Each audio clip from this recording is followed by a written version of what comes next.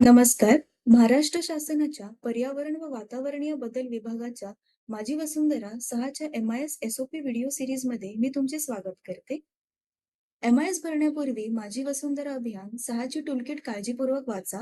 सदर टूलकिट माझी वसुंधरा अभियानाच्या अधिकृत संकेतस्थळावर उपलब्ध आहे.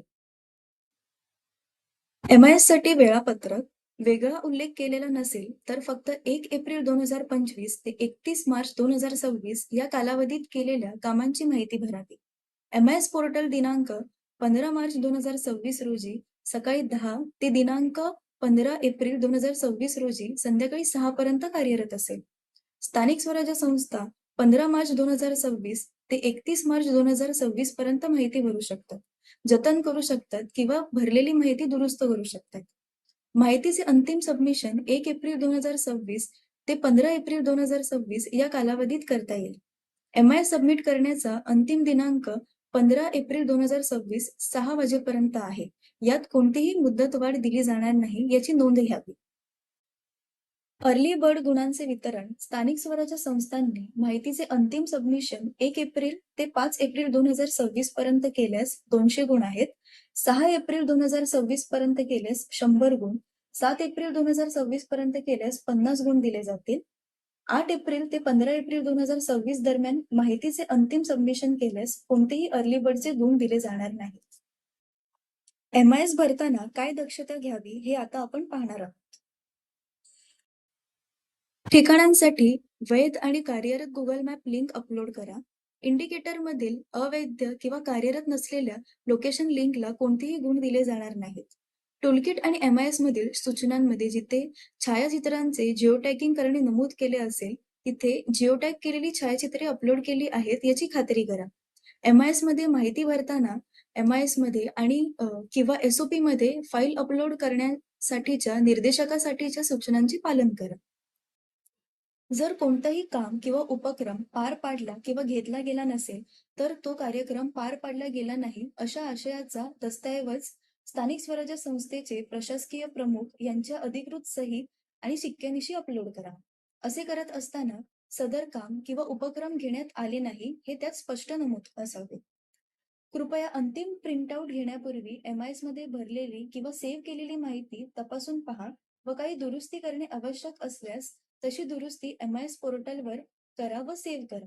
पुन्हा प्रिंटआउट घ्या आणि संबंधित अधिकाऱ्यांची स्वाक्षरी घेऊन त्याचे PDF पोर्टलवर अपलोड करून अंतिम सबमिशन करा. एम-आय-एस साठी मार्गदर्शक सूचना सर्व माहिती फक्त इंग्रजीत भरणे आवश्यक आहे. विविध निर्देशकांसाठी दिलेल्या एक्सेल शीटची रचना एडिट करू नका. तसे एडिट केल्याचे आढळून आल्यास संबंधित निर्देशकासाठी कोणतेही गुण दिले जाणार नाहीत. कृपया प्रत्येक निर्देशकामध्ये माहिती भरल्यानंतर माहिती भरली आहे की नाही याची खात्री करून घेण्यासाठी इंडिकेटर सबमिट पर्यायावर क्लिक करा, अन्यथा माहिती सबमिट होणार नाही. माहितीचे अंतिम सबमिशन केल्याचे स्थानिक स्वराज्य संस्था कोणतीही माहिती एडिट करू शकणार नाही. कृपया भरलेली किंवा सेव्ह केलेली सर्व माहिती तपासून पहा आणि नंतरच माहितीचे अंतिम सबमिशन करा. एम-आय-एस मध्ये माहिती भरणे आणि त्याचे सबमिशन करणे हे एकाच वेळी एकाहून अधिक संगणकावरून केले जाऊ नये. असे केल्याने भरलेली माहिती पुसली जाऊ शकते. सदर केलेली माहिती किंवा कागदपत्रे चुकीची अथवा अवैध किंवा खोटी आढळल्यास स्थानिक स्वराज्य संस्थेला स्पर्धेतून अपात्र केले जाईल, तसेच कठोर कारवाई केली जाईल. आता आपण एम-आय-एस पोर्टलवर लॉग इन कसं करायचं हे बघणार आहोत. एम-आय-एस पोर्टलवर लॉग इन करण्यासाठी सर्वप्रथम आपल्याला गुगल ओपन करायचं आहे. सर्च बारवर माझी वसुंधरा सर्च करायचं आहे आणि एंटरवर क्लिक करायचं आहे.